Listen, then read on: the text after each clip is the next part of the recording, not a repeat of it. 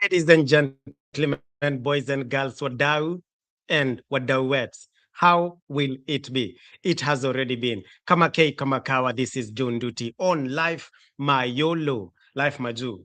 Tukikuja kwenyu, live. And today, for those who have interests, those who love the US military, those who want to serve, those who feel that like they have a few issues in the past that might stop them from serving in the greatest, biggest, baddest military force in the world, the United States Army.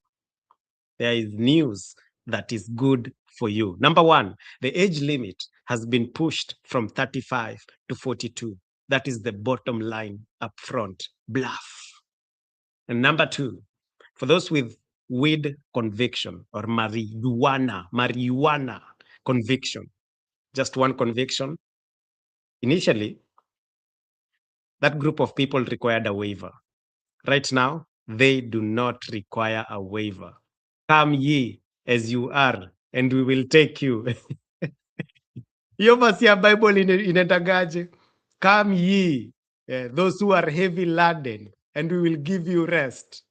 Now, the United States Army, imesema those who served and they are heavy laden with previous or past weed conviction, they will be given rest or they will be given reprieve and be allowed to serve in the US Army. Those with a single weed conviction. Now, I know you are wondering what's the difference between a weed conviction from a habitual weed user or any other conviction surrounding drug use. For instance, you're pulled over in a state that does not allow the use of cannabis, and they find you have cannabis or you've been using cannabis while driving or something of that sort. You might be convicted depending on the states. So that conviction will stay in your permanent records. Initially, to join the US Army, you will have required a what? A waiver that says, you know what, this person is good, we trust this person, they can join. That was the initial play. Right now, the army has removed that entirely. Kama umewahi shikwa ukivuta bangi ama umewahi convictiwa ukivuta bangi, sasa army imesema ni aje, wewe unaweza kuja vile uko na tutakukubali. And I know most of you are wondering why, because joining the US military, it's supposed to be the highest honor. It's supposed to be the most vetted aspect of your life, the most vetted activity that you'll ever partake in. Why has the US Army and not the US military? Please, let's separate the different branches. Unajua, people from other branches like to call us call the Air Force the Chair Force. They like to call the Navy some other names that I don't want to mention on air. You know, all the branches have their own different categories, criteria, their own different rules of engagement. So when we talk about, sometimes you see people wearing the uniform, everyone assumes everyone is in the army. No, the army tunaita the ground forces, yeah, the kings of the lands. You know, with there's the kings and queens of the land, the kings and the queens of the air, the kings and the queens of the ocean. The army is the United States Army. They have made two very significant changes in terms of enlisting in the United States Army. One is that initially the highest, the oldest you could be to join was 35 years old. Bro, I'm not even 35 right now. Magoti yangu nikikimbia hivi 2 miles. Nasikia kama magoti inauma bana. Inataka kutoka. Are you telling me that there are people who join at 35 to 42 and survive basic training? Now that's what's up. I was talking to another Mkale, I think she lives in Georgia. She's in the army. Amaliza army miaka 3. That means she joined, aliniambia ako 40. That means she joined at 36, 37. How, you know, army, the training for the basic military training for army is one of the brutalest, is one of the heaviest. It's a heavy hitter. You know, in army, you don't rest. You're always on your toes. Now, if I joined in my late 20s, and I was still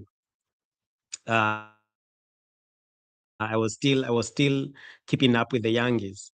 Think about someone who joins at 35 to 42. 42 is on the highest end, and we're going to discuss the reasons why they actually now prefer or are leaning more into the older generation to enlist. So the reasons these two changes have been made, and this is where you come in. If you are over the age of 35 and you thought, oh my God, I will never be able to join the US Army. The age has gone from 35 to 42. The Air Force is already at 42. The Navy, I believe, I'm not quite sure, but it's there about. So, first of all, it's competition from other branches. All the units or all the branches quarters have numbers they have to meet. And these numbers, when these numbers are not met, it becomes increasingly difficult to entice the younger population who do not have the exact drive to enlist like the older generation, or who nowadays have different options, probably and scarcity of enlistees or scarcity of people who are willing to join voluntarily.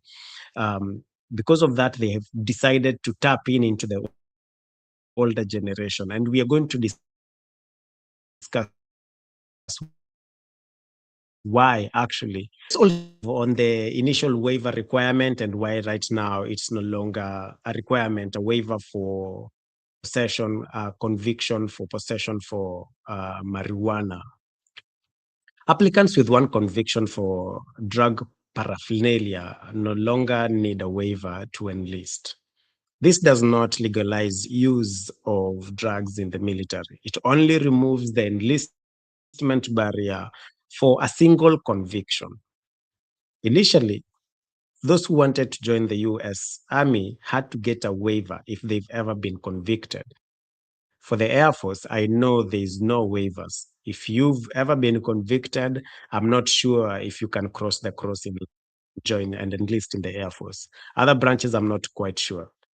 But why did the Army make these changes? Why was it important for the Army to make these changes? Number one is the recruiting shortages that we just talked about. The Army missed recruiting goals in 2022 and 2023, prompting a major overhaul in its policies. To meet a recruiting goal is not something easy that you can just ignore. Important to make sure that manpower and personnel are active in all the bases around the world. So these numbers, meeting these quotas, is very, very essential for the Army and all the branches. So when they missed their quotas 2 years in a row, that raised alarm. What can we do? We should do something about it. And then the Army also realized there's a lot of competition with other branches. Honestly, if you ask around anyone on the streets who's never enlisted, which branch they would want to go, the Army is almost number last in that list, mostly because of the quality of life. Navy allows enlistment up to 41 years old. By the way, Navy is 41. Air Force and Space Force allows up to 42 years old. But the Army was stuck on the 35. And I understand why the Army was stuck on the 35 years old. Is because, bro, the Army's PT or physical exercise is not a walk in the park. Those guys really go through a hard life. The Army deployment and the Air Force deployment, two different things. Those guys really go through a lot. So I understand why they prefer the youngins as compared to older generation. But now, you know what? They said, you know what? Let's just go. Let's roll with the punches. Yeah. And then now there's something that is really essential and very important in this conversation: changing national attitudes towards Canal. Generally, there's a very strong discussion around the nation that has made people to change their attitudes towards use of cannabis. But on a state level, most states have already legalized cannabis, and a single conviction is no longer seen as a reliable indicator of long-term risk. That is according to the Army. Other branches definitely see this very, very differently. Do not try this at home. And if you don't have you don't have a conviction or you don't use, this does not give you the green light. This news is only good to those who already have been in deep waters before, they've been in trouble before, and right now they are trying to find their way back to the light. Now, the advantages they are getting from this policy is because nationwide, this use of cannabis is being decriminalized, and attitudes are changing across the globe. The other reason why they're deciding, you know what, 42 sio mbaya, 40 to 42 is not bad, 35 to 42 is not bad, is because actually older recruits bring more valuable skills. You find that someone who's enlisting earlier on in their career, they've probably had a civilian career, they probably have certifications or experience in other fields. So you find that if someone enlists at 35, someone enlists at 40, they were already living or making money in their civilian life through other means. So when they bring those values, the army, it actually promotes the skill sets of the army in general, of the army recruits, the army enlisted members in general, compared to an 18-year-old who enlists straight from high school, and then you have to teach them from scratch, A plus B is equals C and all that, you know. But what does this mean for applicants in general? Both situations, the age limit and the cannabis conviction, initially both needed a waiver. Now you don't need a waiver. You just walk in as you are. Come ye who are heavy laden, and we will give you rest. That's the army for you. Yeah. The other thing that they've not mentioned actually, and which is true, is the high turnover rate. The army is the biggest and the largest branches in the US military. And the more people join, the more people leave. Some people retire, some people are kicked out administratively or medically, or some people, things happen a lot in the military, so the turnover rate, the rolling door does not stop. So the more people leave, the more people they need to join. All right. So if you have been in other serious drug offenses, for the army, you still require waivers. Honestly, this is news to me because I know for the Air Force, this is not even a conversation that the Air Force usually has about waivers and drug use. So I'm not quite sure if the Air Force or the Navy does this as well, or it's just the army. But for other serious drug offenses, you will still require a waiver to join the army, and this includes distribution of drugs. Kama wewe ndio ulikuwa pedi, mapedi wote wakuje kwenye chat, pedi na umweshi uko kwa record uambiwe ni pedi, peddler, distribution, you need a waiver for that. If you've had multiple convictions, drug related, you still need a waiver for that. If you've ever used hard drugs and it's on record, you still need a waiver for that. And we're talking about the US Army, not all the branches. But in general, drug use is still banned in the military. Hiyo tunasema just for context, but do not try this at home. Now let's talk about the trade-offs and risks. Now, the older recruits may struggle with basic training. And according to a research from RAND International, they show that they are less likely to graduate basic training. And, one of the factors that contribute to that, in basic training, bro, you will stand. But let's forget about the push ups, the sit ups, the running, the standing around, bro. Like you are on your feet almost 10 hours a day day apart from Sunday. And even Sunday, you're probably on your feet at least 6 hours a day. That is the Air Force. For the Army, I don't know. For the Army, they are probably in the bush. For the Army, they are probably somewhere in the bush, just hanging around. Their conditions are very tough. So if the conditions are tough, even for the young people, I'm just thinking, how are the conditions for the older guys? Must be very, very tough. So for the army,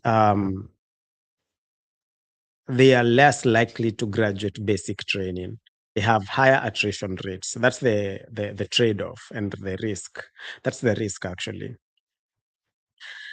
A cannabis conviction rule may increase scrutiny. Even though waivers are still required, background checks will still remain strict. Applicants may still face additional questioning, and drug test random, let me just repeat, random drug test remain mandatory. Public perception. Some critics argue that lowering the standards will others say it's adapting to modern realities. There are people who feel like we thought that you guys are the epitome of high standards and integrity and all that jazz. But some other people are like, you know what? It is what it is. It is what it is. The general population is puffing and smoking every day. And some people have been caught and convicted. Some people have never been caught. But ideally, it's to say, if you can allow someone who's been convicted, some people feel like you've lowered the bar, because wearing the uniform is not something to be played around with. And some other people feel like, you know what, it is what it is. Most of the states have legalized it. But on the federal level, it's still illegal. So public perception versus national security matters. Hapo ndio we really don't know which one wins or carries the day. So how does this fit into the Army's larger recruiting strategy? The Army is undergoing a multi-billion-dollar recruiting overhaul. They're really, really working on making sure they have those numbers. They have pre-boot camp prep courses for fitness and academic gaps. There is new marketing aimed at Gen Zs to attract younger population to enlist in the Army. And there's more flexible enlistment pathways, not forgetting, bro, not forgetting the bonuses. I was just speaking to that colleague I was telling you guys about. I think she's now 40. She's in the Army, has enlisted for, I think, the past 3.5 years. That means she enlisted at 37 or 36. And she was saying that the job that they offered her initially, there was a $60,000 bonus. Jesus, bro. Jesus, bro. $60,000 a span of 4 years. And then I believe she was not interested in the job. So she chose another job. And the other job was, I believe, $20,000. Yeah, $20,000. And they pay you 10,000 annually. And the 10,000 comes in lump sum at once, boom. Unalala kidogo hivi unashtukia ngiri 10 imewekwa kwa account. The bonuses are actually a very, very good strategy to attract people to enlist in the army. So the age and the cannabis policy are just part of the broader modernization effort. But the bottom line is what? The objective of this whole shenanigan is to expand the recruiting pool. Now, you guys tell me, because we've given you the bottom line up front, which branch, given a chance, cannabis conviction or age concerns not related, which branch do you think is the best to join? And with regards to public perception, what do you think about this new policy that allows people who've been convicted? In my view, conviction plus use, those are two different things. There are people that use on a daily basis and they've not been convicted. I think indirectly they're telling other members in the army that, you know what, as long as we've not caught you, no problem. As long as you've never been convicted, we don't care. We don't give a shit about you. We only give a shit about those people who've been convicted. How do you feel about this with regards to, the respect and the vetting that is required to put on the United States Army uniform? Tell me your thoughts in the chat. This is John Duty on Life Maju. Story za Bangi. Kama K, kama kawa. Adios, mañana.